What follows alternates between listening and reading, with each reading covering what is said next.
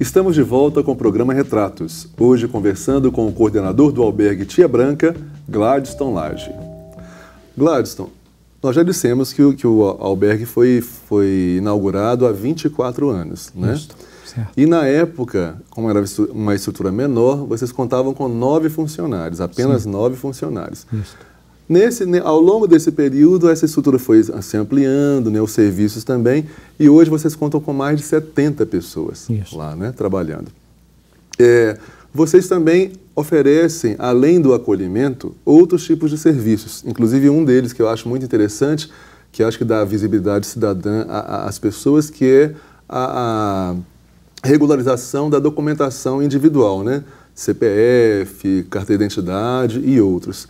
Então, eu queria saber, além do acolhimento dessa questão da documentação, que outros tipos de serviço vocês oferecem no albergue para essa população de rua? Reportando a linha do tempo, então, ele começa de uma maneira muito espontânea, alguns até diriam amadora, mas eu prefiro dar um sentido literário, de um sentido muito romântico, né? Uma comunhão muito interessante, porque morando no albergue, naturalmente, nós dormíamos lá, compartilhávamos alimentação. E o funcionário, nesse caso, ele é multitarefeiro até então. Certo. A tendência de uma instituição, às vezes, é de ela se burocratizar no aspecto, dividir tarefas. Verdade. E de positivo é o fato de ela se profissionalizar, porque a questão da geração de emprego também é uma variável interessante.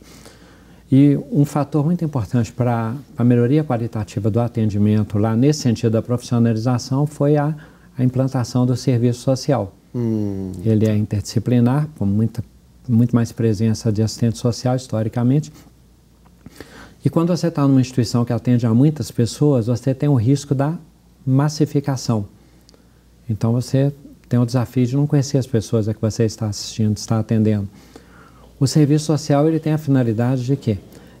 Fazer o cadastro, mas mediante o cadastro se estabelece o estudo de caso, a fim de que nós possamos perceber o motivo porque a pessoa foi para lá, e qual é o tipo de serviço que pode responder a essa demanda, mais ou menos manifesta, né, do usuário. Então, às vezes, a documentação, às vezes é uma situação de correspondência, um contato com a família, uma informação foi equivocada sobre emprego, uma intenção de retornar para a cidade de origem. Esse serviço o município ele oferece. Então, o serviço social ele é ao mesmo tempo que ele é uma pessoa que personaliza mais o atendimento, personifica melhor a relação.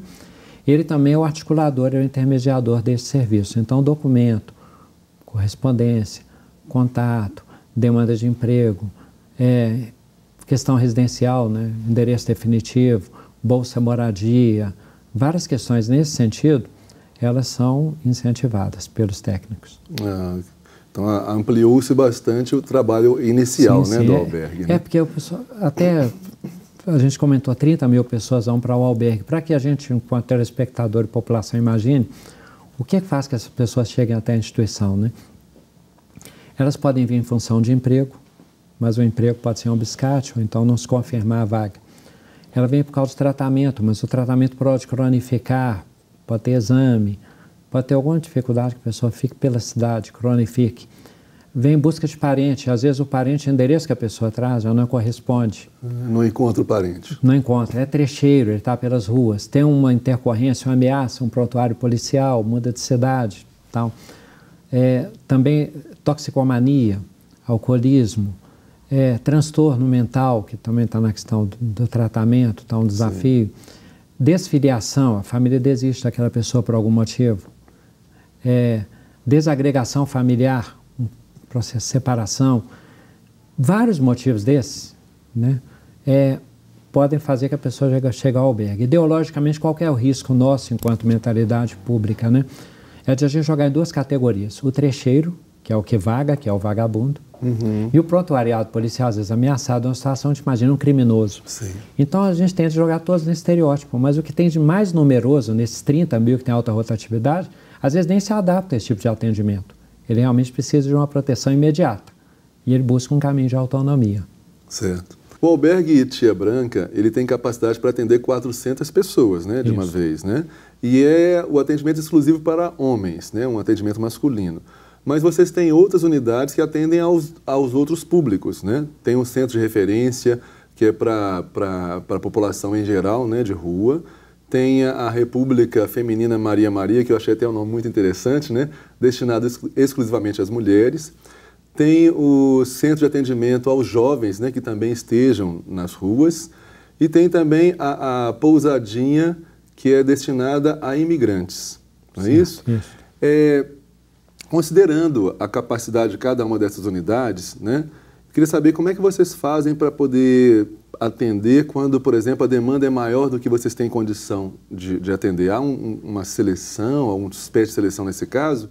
E complementando a pergunta, qual foi o motivo que levaram vocês a estabelecerem unidades diferenciadas por sexo, por faixa etária? Como é que vocês chegaram a essa conclusão? Tá, de novo um histórico, porque começamos pela matriz do albergue. Sim. Ele não foi sempre atendimento apenas a público masculino, ele atendia em sistema misto, quando foi inaugurado, que era a única instituição dessas características naquele momento. Uhum. Mas na prática, apesar de ele ter funcionado com público misto de 92 até 2000, nós percebemos uma série de dificuldades, de impotências e de violações simbólicas. Sim. Chegava o casal e aí você definia assim, ala masculina e feminina, porque os dormitórios são coletivos. Mas isso constitui uma violência simbólica, porque você separa o casal e constitui até uma injustiça, porque o homem ficava no dormitório, a mulher ficava no outro, o homem não poderia ir ao dormitório feminino, mas o funcionário que fazia aquela passagem, a ronda tal, é masculino e entrava no dormitório. Sim. O conforto sanitário, que era um galpão adaptado, também era um fator importante de melhorar. Então a gente percebe, outra, que se tem criança pequena, aí entra a questão do estatuto da criança e do adolescente e do espaço ser formativo para aquela criança e jovem. Então nós percebemos a nossa limitação e as nossas contradições. Foi negociado no sentido de que atendêssemos a público masculino, prioritariamente, porque a proporção desse sistema misto era de 6:1.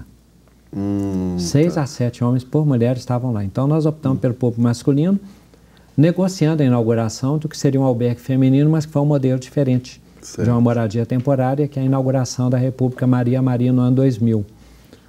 Então, de certo modo, algumas questões elas nascem, essas células são geradas pela própria necessidade, pela contingência histórica. E na prática que vocês vão observando essas circunstâncias todas, né? E esse é um dos caminhos. E tem buscando um segundo soluções para elas, né? E aquela também que a prefeitura às vezes já tem não está muito em voga falar a palavra expertise, né? A prefeitura já tem uma experiência numa área e já tem programas a que nós aderimos depois, porque como a parceria foi bem sucedida no albergue, ela se expandiu.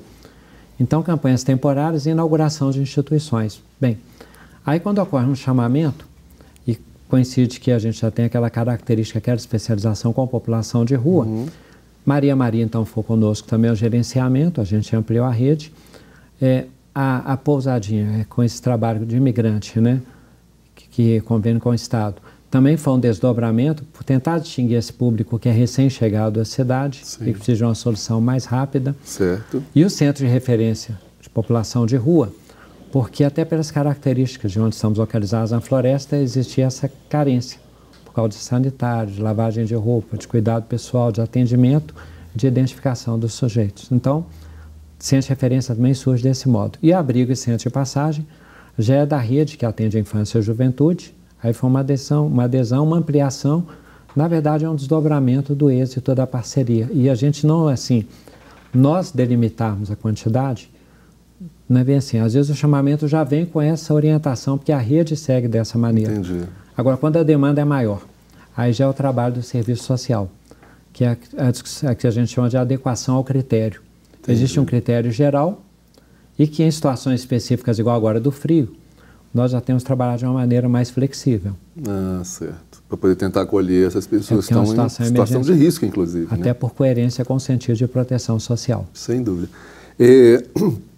Para atender uma população tão diversa, né, cada um com sua história pessoal, com as suas características e tal, é preciso ter um entendimento de que a diversidade ela deve ser compreendida e sem, digamos, sem preconceitos. Não é? Sim.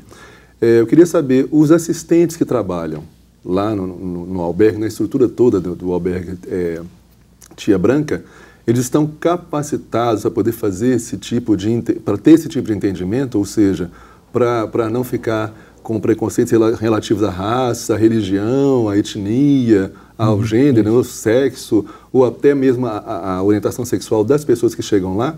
Existe um tipo de treinamento que capacite essas pessoas a poder trabalhar nessas circunstâncias? Perfeito. Aí, olha, as variáveis são, primeiro, da psicologia de cada um.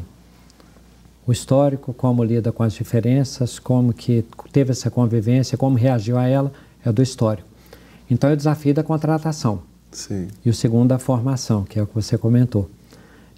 No sentido da capacitação, o fato de ser uma parceria, né, a política da Secretaria de Assistência Social e do Poder Público em geral tem trabalhado bastante com essa mentalidade, com esse reconhecimento da diferença e, ao mesmo tempo, tem esse lado, que a gente fala da psicologia, por quê, né, Wagner? Eu acho que raras vezes o Brasil discutiu tão organicamente a questão da pluralidade da diferença e muita coisa recrudesce. A gente vê nos estádios de futebol. É verdade. Então a escola faz muito esforço nesse sentido, os sistemas únicos fazem essas tentativas.